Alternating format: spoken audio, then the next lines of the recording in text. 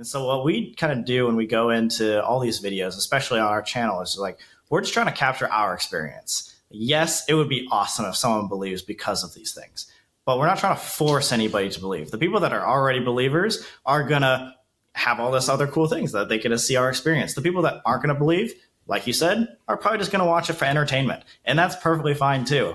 But I think what we're really trying to do is spread the message, the messages that are received in these videos of like shared experience, getting together with friends and having like making memories and going out, spreading love.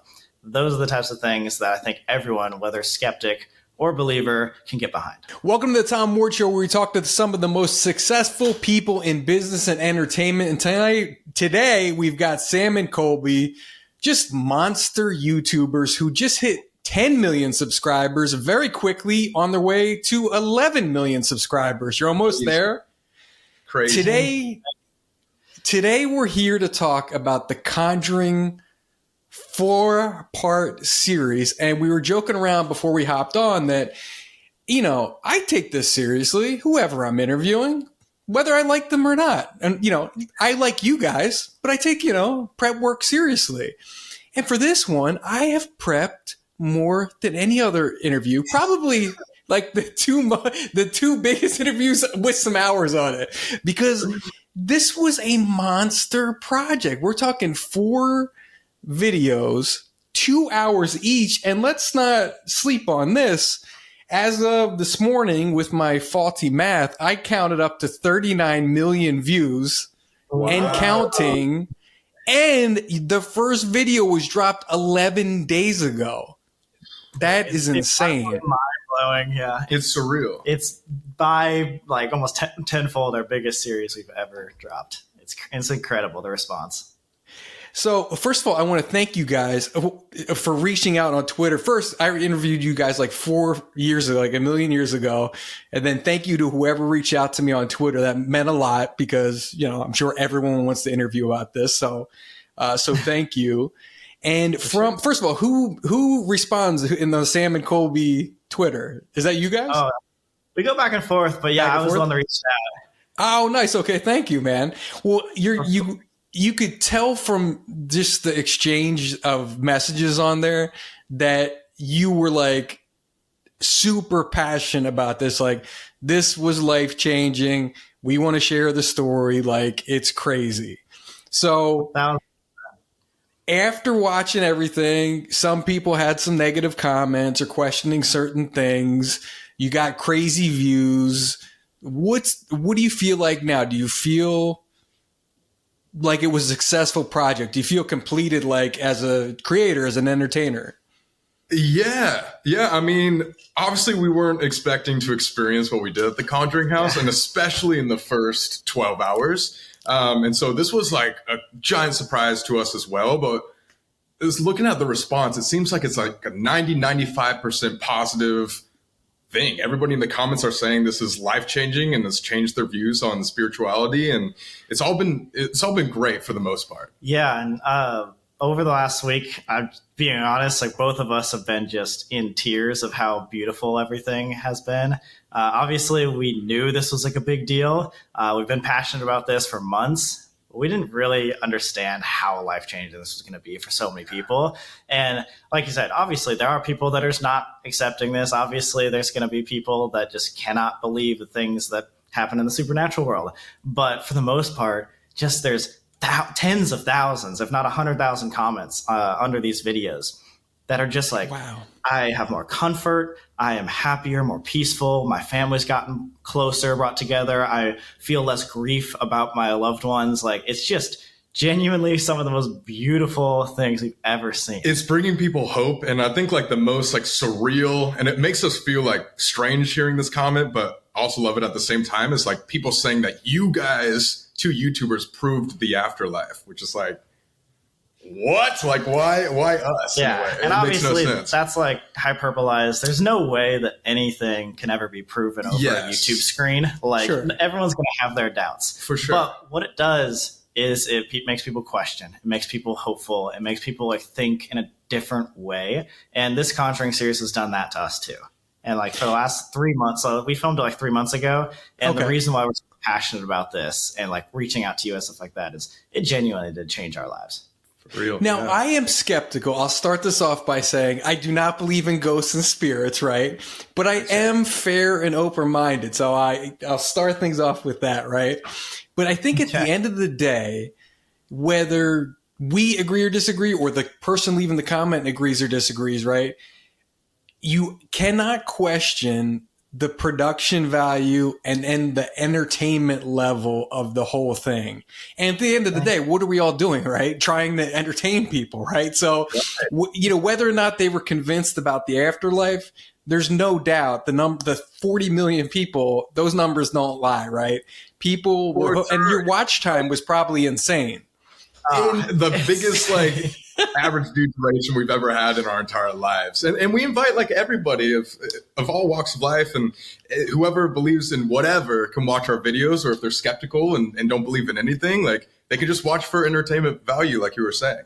It was good. From the way that we've been kind of doing our channel for the last couple of years, ever since we started with the whole paranormal field, we started as skeptics too, and there's never been, prior to these experiences, there's never been anything that forced us to believe or anything, especially that you see over a screen. And so what we kind of do when we go into all these videos, especially on our channel, is we're just trying to capture our experience. Yes, it would be awesome if someone believes because of these things, but we're not trying to force anybody to believe. The people that are already believers are going to have all this other cool things that they get to see our experience. The people that aren't going to believe, like you said, are probably just going to watch it for entertainment. And that's perfectly fine too. But I think what we're really trying to do is spread the message. The messages that are received in these videos of shared experience, getting together with friends and having making memories and going out, spreading love. Those are the types of things that I think everyone, whether skeptic or believer, can get behind. For sure. So I was a little confused. I mean, I got ADD, so it's tough for me to focus for 8 hours. Right? That's a big task. But I was a little confused. Explain the history of the Conjuring house, because there's a lot going on there. There's a bloody war at some point. Other people live there. There's Abigail. Can you give me the summary of what the Conjuring house is all about? Yeah, I mean, there was generations and generations of families who lived there, and it was deeded in 1680. So it's about, 350 years old? 350 years old. The family that made it the most famous are called the Parents. And I think it was 1974, Halloween night, they had a seance there where Carolyn Perrin, the mother, levitated and got flung across a room. And that's the main haunting that the whole Conjuring franchise is even based on. So that's how it got famous. But again, there were families even before that, and especially who we were talking to, somebody named Abigail Arnold. It was called the Old Arnold Estate at first. And yeah, they were the ones that were really staying in the house when we went this time. Yeah, so obviously the movie portrays it as this incredibly demonic place. And while there was a pretty intense seance that did go on one time, there are generations and generations of other spirits that are nicer and other things that have happened. And like we said, there is also the bloodiest war per capita in that area before the house was even built. So the whole land and the surrounding woods are a lot of what is seeming to make it haunted, because there's a lot of trauma, there's a lot of built up death and crazy things that have happened even before the house was made. Yeah. Look, like I said, I'm skeptical, but I'll tell you one thing. There is no chance in hell I would spend a night at that house. Okay. Even though I may not believe that house was scary as fuck. Right? Yeah. I tried 7 in a row. Good Lord. What did the team think of that when you dropped this idea on them? Well, okay, that was the thing, is we knew we were wanting to do this for probably a year. We knew of the idea. And so we were absolutely terrified for months and months and months, coming up to it. But it's also very exciting as well, because we had never challenged ourselves like that. We've never stayed anywhere besides maybe a weekend, a couple nights, maybe at most. So 7 days was a lot more out of our comfort zone. Especially at this location. We've been to this location twice before this week. And both times were some of the scariest moments of our lives. And we didn't have to be unconsciously sleeping there. So just the idea of having to actually stay there, sleep overnight, and a lot of the times be alone while we're sleeping overnight. I mean, this is the obvious thing. Like, of course, you guys only see what we film and edit and post on YouTube, but like that doesn't count the countless of hours that we weren't filming anything, just sitting around like twiddling our thumbs, like, so we're in the most haunted house in America. Like, this is horrifying. Yeah. Yeah. What's the entertainment like there? There's no Wi-Fi. There's no direct TV. I mean, are you literally twiddling your thumbs? Pretty much. Luckily, like there was just like a lot of things going on the entire time. Like, obviously during the night, overnight, we are like investigating until the wee hours of the morning and then trying to sleep as late as possible. And we had people come in and out, like different guests and whatnot. So a lot of it was just logistical planning and trying to figure it out. Yes. But there were plenty of times where Colby and I were just chilling on the couch being like, what do you think of all this? Now what? And there's sometimes, because of how much this was, it's like incredibly life-changing even from day one, a lot of the times we just kind of like just off camera just sit and be like, what is our life? Like, this just feels like a movie. Like, I don't even know how to process all of this. So yeah, there's just like a lot of twiddling the thumbs and trying to process everything while we're in the moment. So how would your team think of all this? Were any of them like, no way, sorry guys, I love you, I'm a great editor, or I'm a great producer, but like I ain't going? Or was everybody on board with it? Did they fight through that? Well, luckily, like for all of our videos, we never really have anybody around. It's always just Colby and I. For this one, because we had to stay there for 7 days and get food and have people travel back and forth. We had our producer there. But then after the day one, our producer was like, dude, what is going on? Like, he was like, I'm never doing another haunted video with you guys again. And like, he didn't believe in anything beforehand, really. Like, he was very skeptical as well. And like after the first day, he was just like, I don't even know what to. He says it in the first episode. Yeah. Like, he's like, I don't even know what to think, guys. So he's been just as mind blown as us. Yeah. How long does it take to edit all this down? I mean, how many hours of footage did you guys have? I started on like the next week, so the second week of August, and edited pretty much every single day until we posted the finale on Halloween. Yeah, so it was a good two and a half months project for sure.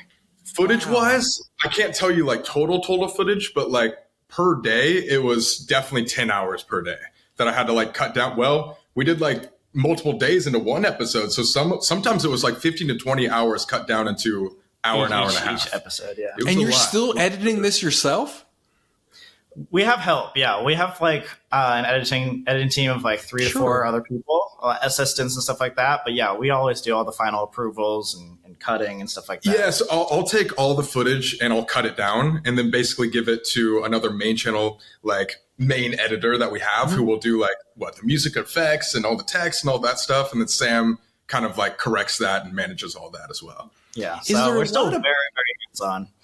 Is there a lot of pressure on you? Because, you know, I'm not going to ask you, but doing all this ain't cheap.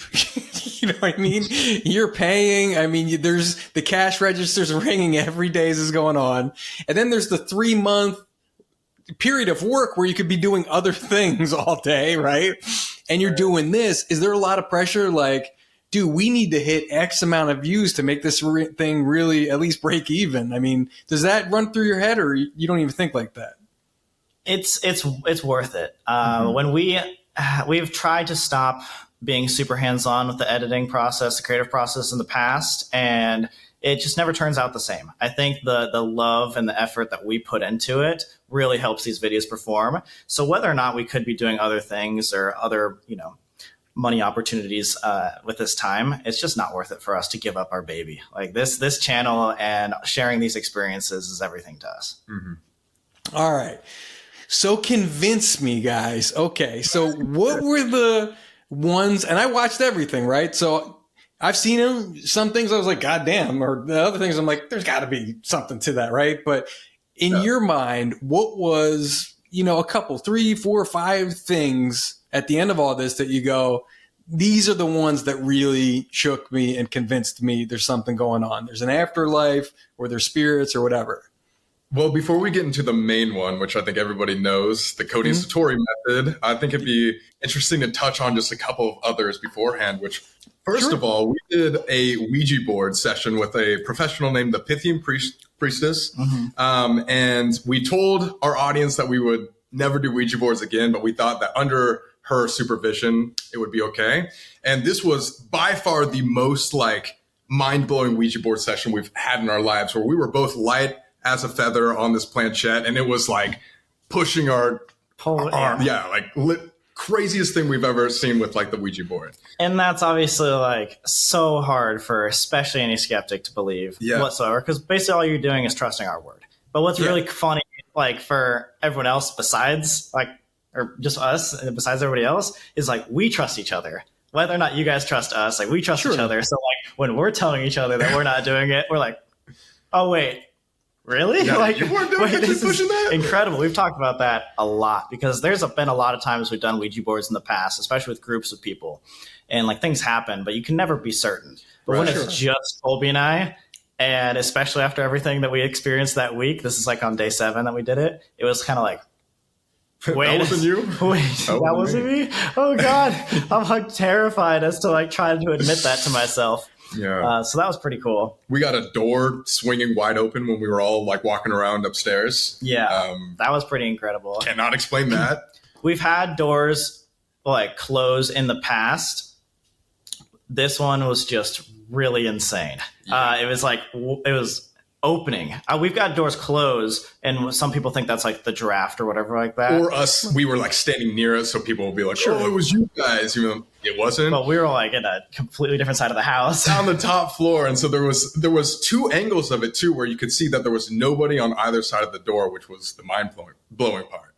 Like, no way to explain it. Yeah. And then I would say like the last one that comes to mind, really, besides Cody and Satori, is when we were doing our research section. There was an echo that came only back to my voice speaking in a certain direction and it happened like 3 or 4 times and then just completely stopped, and it wouldn't happen again, and it wouldn't make any sense because there's nothing in a 300-year-old house that would like cause an echo like that. Yeah, it was like a pretty much clear, perfect echo only for about 30 seconds and then never again. But then throughout the week, like probably 2 or 3 times throughout the week, we would hear these echoes again. Mm-hmm. And for me, what was really intense is I ended up but staying hours and hours and hours alone in the basement, which is really crazy. And I ended up hearing that same echo days later. But like it was like his voice, and I literally thought he was breaking me. And then we looked back all the security footage and everything like that, and he was just 2 stories up, so there's no way that he could be yelling or talking or whatever like that. So I was hearing those echoes, and to me, one of the crazier points of like the paranormal was we're down there, and one of my cameras just completely cut out. Camera light cut out right as I was about to have right as I was having this like headache. And then when I tried to contact Colby, even though our walkie-talkies had been working that entire night, it turned to like a one-way walkie-talkie where I could hear him, but he couldn't hear me. And so basically me being in the basement, I was there now like alone, and that has never happened to me. And I was trying to like rework that and like debunk that myself. Cause I'm like, if the camera, if the thing died, it wouldn't transmit or whatever like that, or they would both stop working. But the fact that he could still talk to me clear as day the entire time I was down there, but I couldn't contact him, I was like, what is going on? Like, why is all of our equipment breaking? And who knows, like skeptics maybe we're just like not tech savvy. I'm not sure if somebody can explain what happened there, but I've never seen that happen before. Yeah. And then like our speaking to that of equipment not working, our camera forcefully stopped recording. Dude, dozens of times, maybe upwards of 50 times throughout the week, our camera would just turn off, stop recording. And we've been using the same camera for years and years and years, and it just doesn't do that. Or if it does that, it'll do it like one time in a paranormal location. But it was like, especially when everyone went down to the basement, it was like off, nope, off, nope, off. Well, that's the craziest part about all of this is it's more of like the timing of when this happens. Like our camera works perfectly fine when we're filming our research section for 3 hours at night, like at past midnight or whatever. And then like in the basement, same time, it goes off 25 times. It's like right after we communicate with the most evil spirit down there or whatever, it just I don't know. The coincidence of it all doesn't make sense to us. What was Maybe the deal they're- with Bella's phone? In episode 3, you bring Bella and Lorraine down there with you. And what was the deal with her phone? I didn't understand. She's got her phone, but it wasn't capturing pictures, or what was the deal there? Yeah, so she was really freaking out about this because she only used That was great content, by the way, to see her freak out. It was funny. Every time she, like, a cold thing got next to her, it freaked her out. It was good. No, it's awesome seeing all of our friends, especially when it's their first time coming out, because they're like, everyone comes in as a skeptic, obviously, because they don't go ghost hunting all the time, and then you really see it on their face, like, wait, this has never happened to me before. Like, what? Why is it happening now? Type of thing. But with the deal with her phone is she had this content phone, which is separate from her other phone, so like it's not connected to service or anything. And then so she was just recording, and when she would record, it would not show up in her camera roll. And so we kept looking at it, kept trying to like debunk it, like what is happening? And it was recording, but it recorded on like, I don't know, wasn't it like a super different date or something? It's saved in like a weird hidden folder that she had never seen before or something like that. And she swore on her life that she would never like change the settings or something like that. But basically she would record something and it would be sent to like months and months and months back randomly. As if, like it now had a different time code. We're like, what is going on? And like, obviously she didn't come in here to like fake a video or something like that. Like why is she doing that? I don't know. She wouldn't have any reason to fake that. The one thing I was thinking about Bella, though, when she kept, in case you guys haven't seen it too, Bella poaches down there and she keeps getting cold on one side, like something, you know, supernatural is next to her and she's getting these cold feelings on her body, like they're being touched. I was thinking about that. I was like, it kind of reminded me, you ever see like a bunch of like little bugs? Like you just see like a shitload of ants together and all of a sudden you get like itchy or you get like kind of the heebie-jeebies, like for no reason, but like there's no reason to get them, but like you feel like them on you kind of. I was just thinking, could it be something like that maybe? Yeah, I mean, again, all these things could possibly have explanations. Sure. To us, what was really interesting is for Bella, it wasn't a one-off thing. It was like she felt it here, then she felt it a different spot, then she got touched 2 or 3 or other times like throughout the night. And so, yes, if it was the one-off thing, a little heebie-jeebie, you saw a fly outside, yeah, for sure. Chalk it up to coincidence. It's when it happens many, many, many different times, and it doesn't usually happen. It was like something was specifically targeting her. Super strange. Yeah, it was strange. So let's talk about the revelations, right? I mean, that's the big thing, right? That your grandma, she was mentioned. What really interested me most is the one that you didn't show, and you don't have to share what it was, but you're showing all these revelations throughout the series. And then one, you kind of just see a reaction after it and you're like kind of freaking out and emotional. And you just said on the screen, they shared something too, it was too personal for us to tell you about it. Right. Whatever that was that like the nail in the coffin, no pun intended, that like really drove it home for you or what? Yeah, and it sucks that we can't talk about it. And depending on certain people that we talk to, maybe one day we will be able to share what we learned. But yeah, sure. Again, that was obviously like you said, the nail in the coffin, the thing that like really, really, really proved it. But it wasn't like besides that, all the other stuff wasn't proving it to us. You could see even from like the day one, like when my grandma came in, it was like, oh, this is something I've never seen before. But yeah, hopefully one day we can share all these messages. It's just, again, when dealing with loved ones and dealing with like, it's emotional. The deceased, you really, really want to make sure like you're as respectful as possible. And that's the reason why we can't share some things. No, for sure. And I get that. And I wouldn't press you on that. I was curious though. And Lorraine kind of slipped up for a second too. It really drove home. So I'm going, okay, all these predictions. So wait a minute. They filled out all this information ahead of time. And then some comments go, well, we saw Sam's grandmom's obituary online somewhere. And even Lorraine, after they mentioned, Abigail or whatever mentioned his name, he was kind of like, wait, how the hell did they know my name? And then he catches himself. He's like, oh yeah, I filled out that form with my name on it, you know? Yeah. So like, what do you say to those people who say that all this stuff could be found online days in advance? So everyone who goes to the house, when you first walk in that day, you fill out a waiver, like a, hey, you're not going to sue us thing. And that's all filled out day of. So it's not like they're like, so like basically what happened is a couple hours prior to that happening, like, I don't know, 5 p.m. or 7 p.m., whatever we got there. Yeah, they did fill out a waiver. And so theoretically, they could do research. Everything that was said on all of our videos to all the skeptics and haters out there is researchable online. In the moment, like that I first saw my like grandma come through, I was like, oh, there's no way they could know the nickname.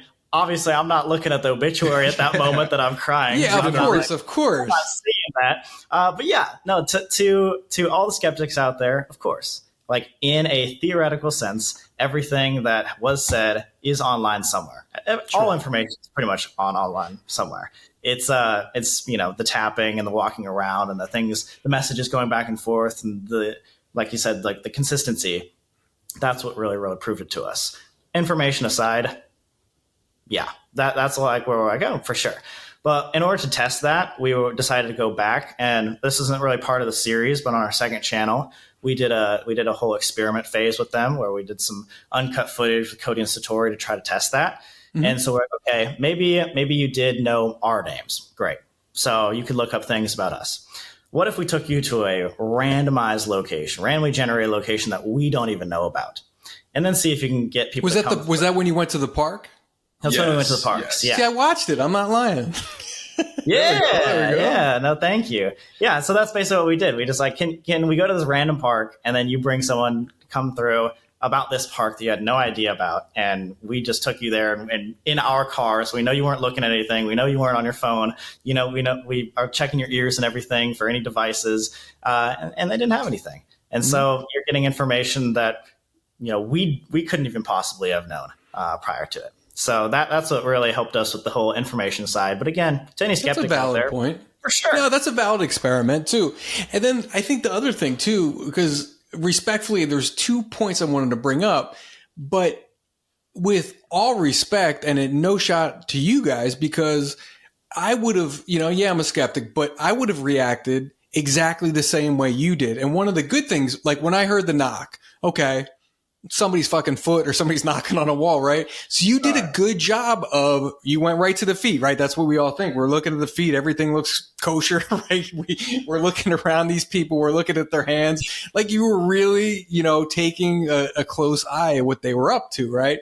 So, yeah. And then the same thing with the grandmother, with the obituary, like, yeah, we have the benefit of hindsight. The first video was posted 11 days ago. So all these people, I'm a skeptic, but everybody else too has the benefit of hindsight. I guarantee if they were there, if I was there, I heard the knocking, they talked about my grandfather, I would be scared shitless and I wouldn't stay there that night. Okay. And you're not thinking about what's on and on a obituary. You're not watching this and then going to another tab and typing in Google and seeing if you can find it online. Yeah, of course. No, of course not. But let me ask you this, right? So with you now with the benefit of hindsight, was there anything or any, comment that you read or anything you thought about twice that go, originally we really thought about this, but then after we thought about it for a little bit, my feelings changed. Did anything jump out at you like that?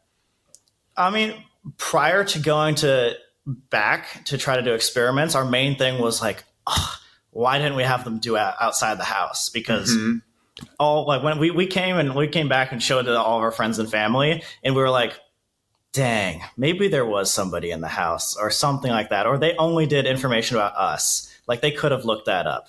And so prior to that, yeah, we were doubting early September. And then we went back and then had them do all these other locations and random locations. And then when they were able to do all the information that they couldn't have possibly known, that's when we're like, I have no idea now. It truly was a baffling moment there. But yeah, for sure. When we first left the house, we were like, cool, we 1,000% believe. Then we thought about it and heard a bunch of other people's opinions. We're like, yeah, we should go back. We should, see if they're down to go other places. And that really helped us believe. And I think that shows your dedication to this too. Like you didn't go in, with blind faith. Like you went in and questioned things. And I think you did a good job trying to show every, in the moment, everything that everyone else was thinking at the same time. Like, wait, check their feet. Oh shit, they're showing their feet. Okay, where are their hands at? Oh, okay, they're showing their hands, right? So you did everything. My beef, I think, is not with you guys, but it's with Cody and what's her name? Satori. And there was only 2 points that I wanted to make, right? So, and again, this has no reflection on you guys at all. But there was part 3 of the series at the 45-minute mark. They said 2 things. That was very important. Out of everything I watched, that seemed like that was the most important thing they said, or the most revealing thing they said. Satori said they started seeing ghosts in 2018. Well, this is just stupid, but we saw them in 2018, but we didn't tell the public until 2021, but really not until 2023. We were scared of terrifying people. I mean, that sounds like bullshit. I mean, what are you talking about, right? Why would you wait? Wouldn't you? I don't understand, why wait 5 years? Because you're worried about, this video obviously would scare people. So what's the difference sharing it now versus back then? Yeah, that's true. I'm interested to hear what they have to say about that. From what we know, they did show people immediately. Oh, they okay. didn't show it publicly to millions of people. They showed their family, their friends, a bunch of other people that were coming through, and they got a lot of mixed opinions. People were angry or starting fights with them and stuff, and so it scared them. Again, I don't know 100% what they would say to all this, but that's what they told us. Yeah, it's hard for us to speak for them, but I do know they did say we want to keep this secret for a while, and I don't know if we had this power, I probably would also be really making sure that we're making the right moves and not just spilling the beans immediately. For sure, so, I understand that aspect, but I don't know. I'd be curious to ask them that same thing. I'm not sure. And they weren't really, I don't think they've ever been hiding it, because I know they've been doing this on other shows and stuff like that for about a year and a half, 2 years. And they've been doing it with their friends and stuff since the beginning. So I don't necessarily know if they've been hiding or whatever like that, but I do know that they were terrified of the response, because they've gotten mixed opinions from even close friends and family. Have you heard from, and that's not really a point, I just thought that was odd, but have you heard from them about, have they got any, negative feedback or blowback from this, from fans of yours or haters of yours who went over and took that hate over to them? Have they experienced, because you guys are built for this. You have 11 million followers. You're built for, you understand what it's like to post something and have people hate it and then hate you, right? You learn this over time, how to deal with that kind of stuff. But that's not the world they live in. Do you know if they got any of that? For sure. Yeah, for sure. Again, 90 to 95% of comments were positive. Sure. Yeah, but no one cares. But when you get 99 good, you focus on the one guy that called you an asshole. That one bad one for sure. Of course. And I think the biggest one that we saw that we didn't even know about until afterwards was about the Fox sisters. Mm-hmm. So the Fox sisters, they were these sisters from the 1800s who could pop their joints in their toes to make sounds come out. And then they would be talking to spirits or whatever. And it ultimately started the movement of spiritualism. But the thing is when we were in person with them, the knocks were coming from down the hallway and you could hear them coming up the stairs. And so if it was a joint popping, at least in our opinion, you would just hear it from one spot. And so we thought that was instantly debunked in our heads, but that's the main thing people are saying.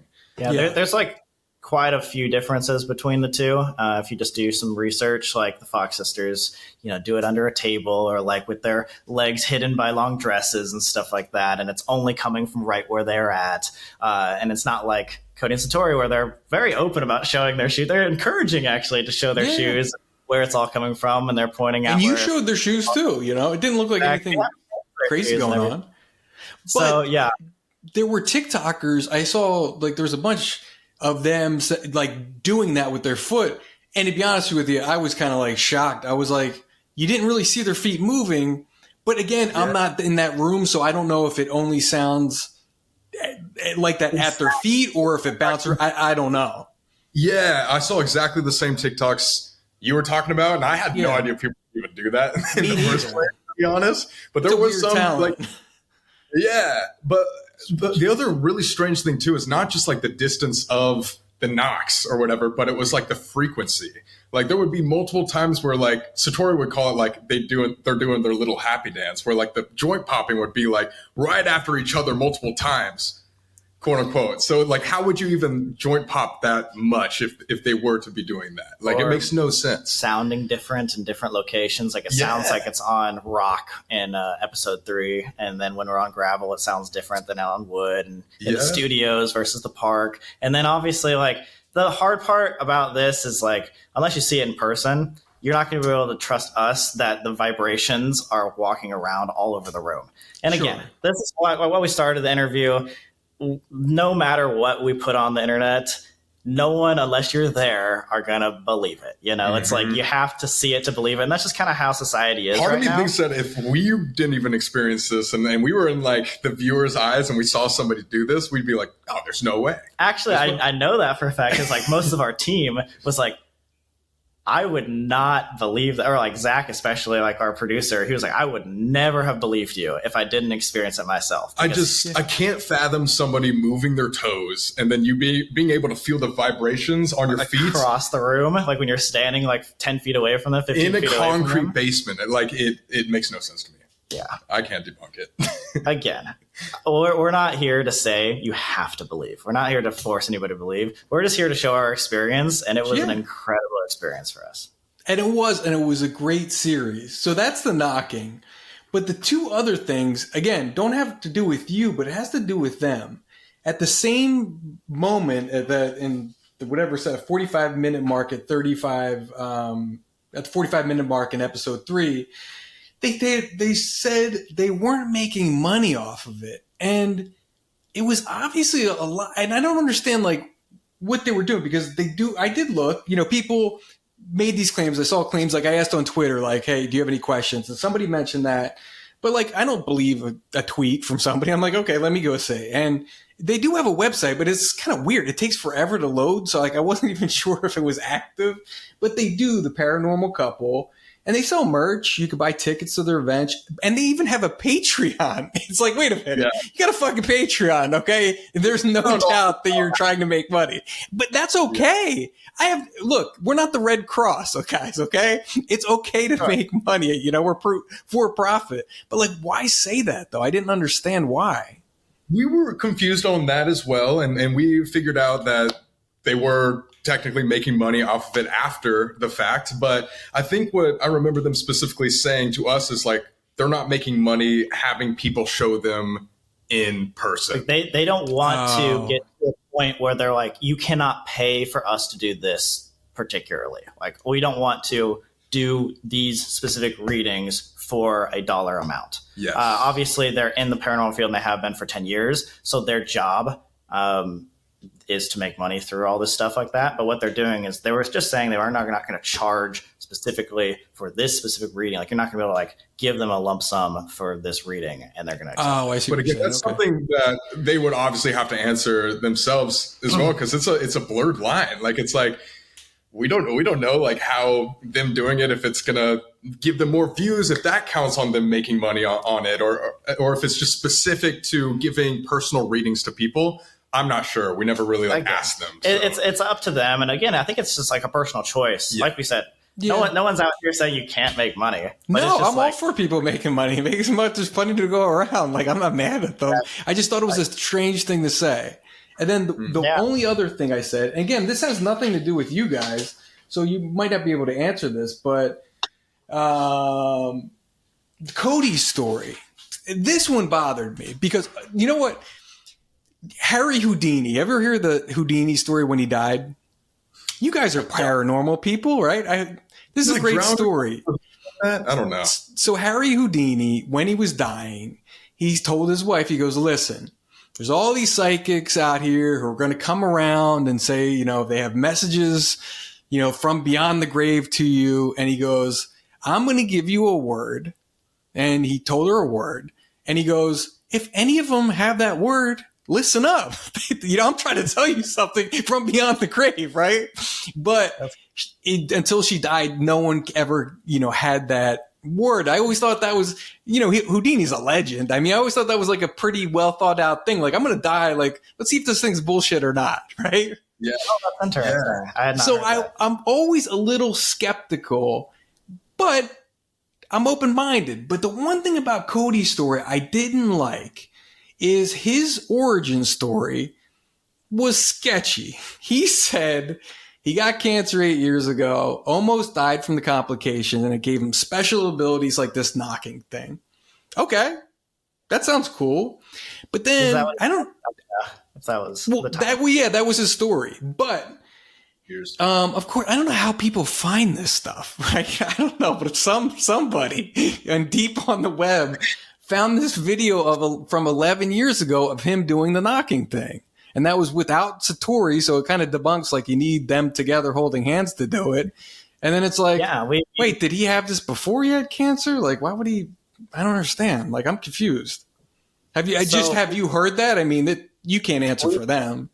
Yeah, we can't answer for them. And again, I'm not actually 100% sure his timeline. I know he said generically some stuff on our videos, but that's pretty much the extent we know. We called him about that the other day. Like, oh yeah, like what is this? Like, it sounds like sort of the same thing that's happening now. And his analogy, we've talked about this maybe in the past, but when we first started, maybe 6 years ago, I think now, 6 years ago, we had this experience at the Queen Mary, where there was knocking, rapping happening all over the room for us. And that was probably one of the first experiences we've ever had that like truly made us believe. And we always talk about that as like one of the craziest moments. And that's kind of why we started paranormal. And we've had knocking and things like happening for many different times throughout the six years, but never to the extent of what Cody and Satori can do together. Okay. So when we talked to him about this, he was like, yeah, like throughout this whole time for me, like having cancer and like his battle and his death and recovery, he said like there has been moments where he definitely has had and has heard the knocking sounds. What he was saying with Satori is when they're together, it's like amplified to a different type of extent, which is synonymous with our randomized knocking sound in the Queen Mary, where it kind of works, but we don't really know why, versus this, where it's on demand and it's perfect and they can get, hours and hours and hours of this.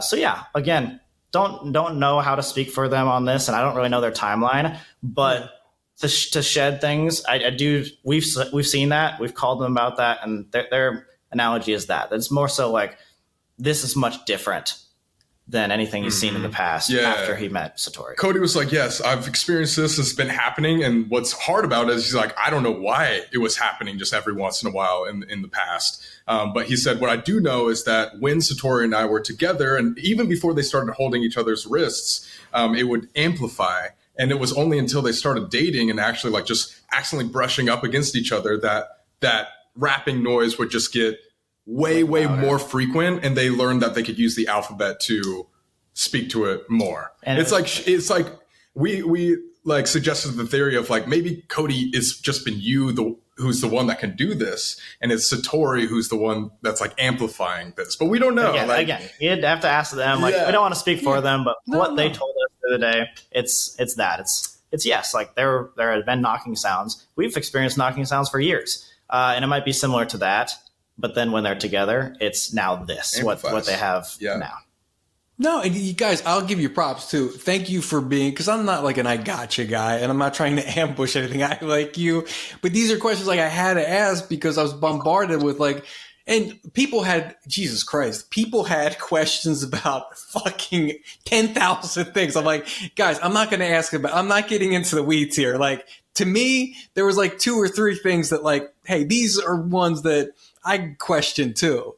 The only other thing I wanted to ask you about, it's not even about you or them, was the social media contract that they made you sign. Like, I went to the Conjuring website, and then they had all these different tiers. Like, you could, it's a for-profit thing. Like, it's a tourist thing. People want to visit. Some people want to stay overnight, and there's like different tiers. But then they had like, if you're an influencer with 15,000 or more followers, you can you can do like an investigative thing, but the one thing, and it had like silly stuff like in the house rules. It said like, you know, no taunting the spirits, like, you know, like silly stuff like that. They're very strict on it now. But the one thing is they said you have to send the video prior to posting. So my question is, was anything taken out after you sent it to them? Did they say you got to take this out, or were they cool and said, go ahead, run with it?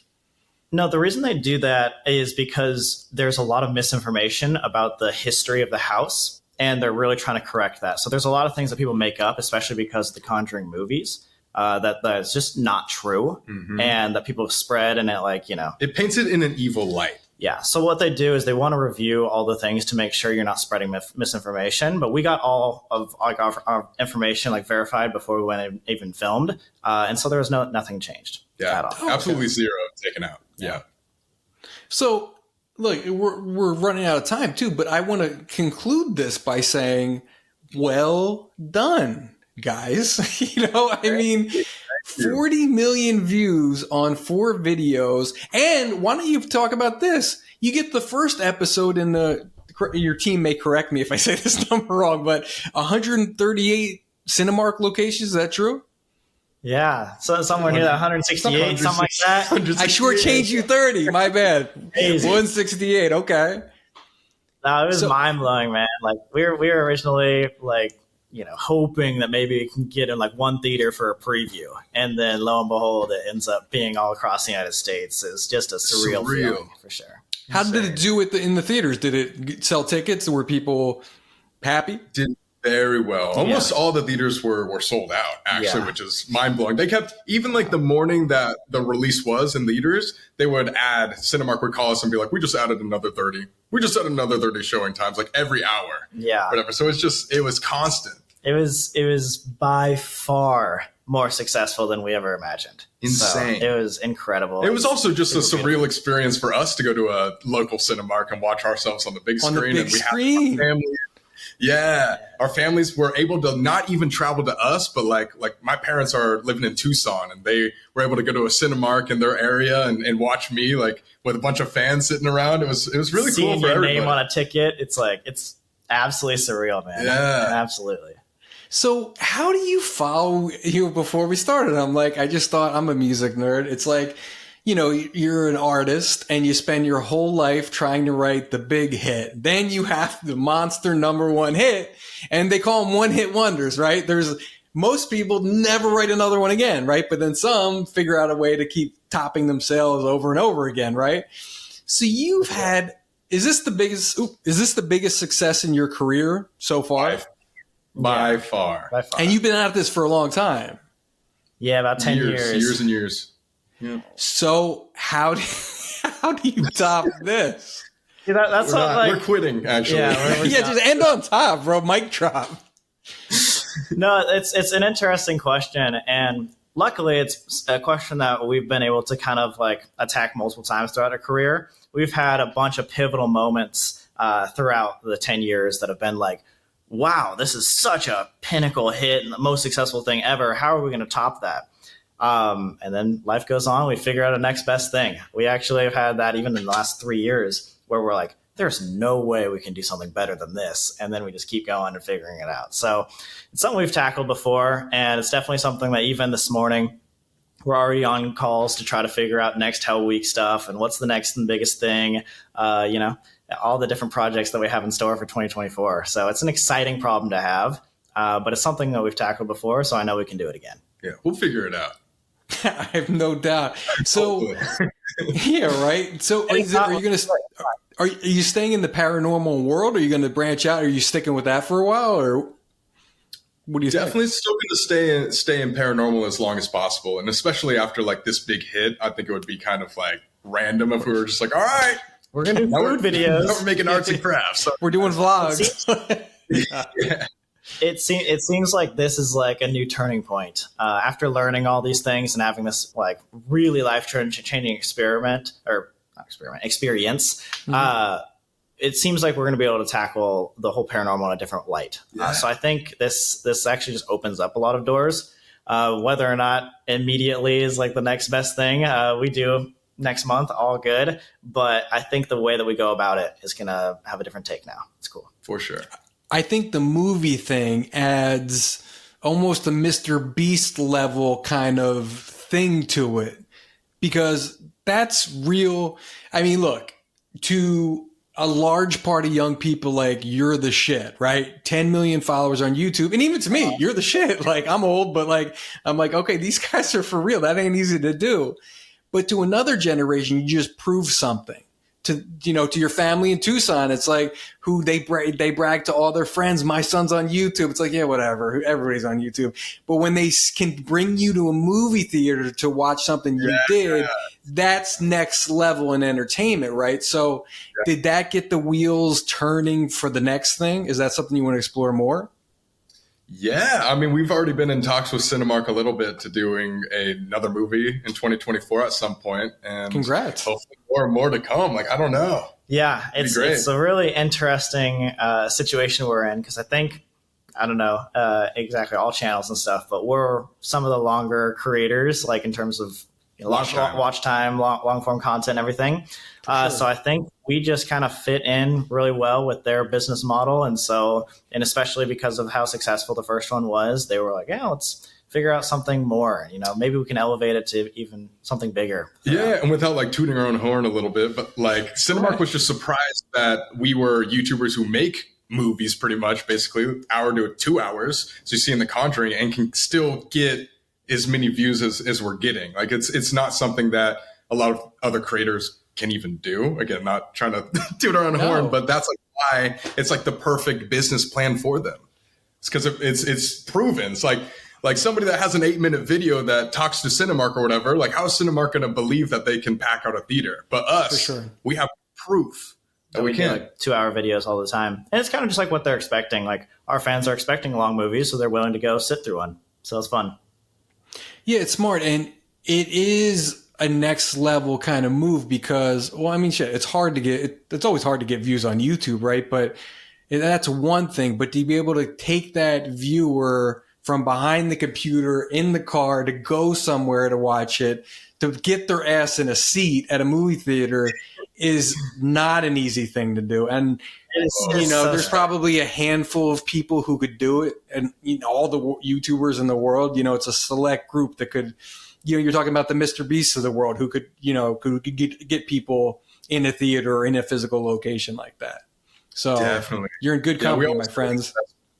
It's like we're super grateful. Feel so undeserving, but they just move mountains for us, and it's beautiful. Nice. So that's it, guys. Promote yourself. Where can we? I mean, we all know where to find you, but promote anyway. What are you selling? What are you promoting? What's going on? Yeah, if you haven't seen the Conjuring series, just type in Sam and Colby Conjuring. You can check out the whole thing for yourself, form your own opinions, everything. But yeah, we about to come out with a Explore merch line and Zoomies across the United States, which will be crazy. First brick and mortar thing, and then we'll be back to all the content soon on YouTube. We're not taking a break. Nice. Congratulations, guys. And thank you so much for reaching out and doing this and answering those skeptical questions I had. And like I said in the beginning, right? Hey, I might not believe everything, but at the end of the day, it is an entertaining, well-produced fucking 8 hours, right? I mean, so think what you want, right? But and you guys are smart, right? I know what you're up to. You got Lorraine, you got Bella in episode 3. It's like, okay, these guys know what they're doing, right? Got to increase views as the series goes along, sprinkle in some influencers in there. Like, it was well thought out and well done. So congrats on all your success, guys. Thank you. Thank you. All right. And guys, thank you so much for watching. New interviews every Wednesday at 10 a.m. Pacific Standard Time, streaming live Tuesday and Thursday nights at 4 p.m. Pacific Standard Time. And check out the Forbes article too. Check them out. Forbes again. Thank you. Thanks, guys.